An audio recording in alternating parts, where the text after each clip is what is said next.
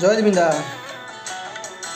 নৈৰ পাৰ এচটা শিলত বহি পানীৰ কুভাষাই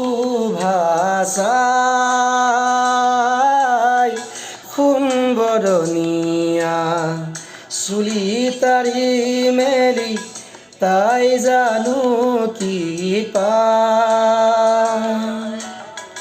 বুকুৰ বিচাৰে কাণ পাতি তাই সুৰৰ গুণগুণনি আনে যোৱা বাটে নোযোৱা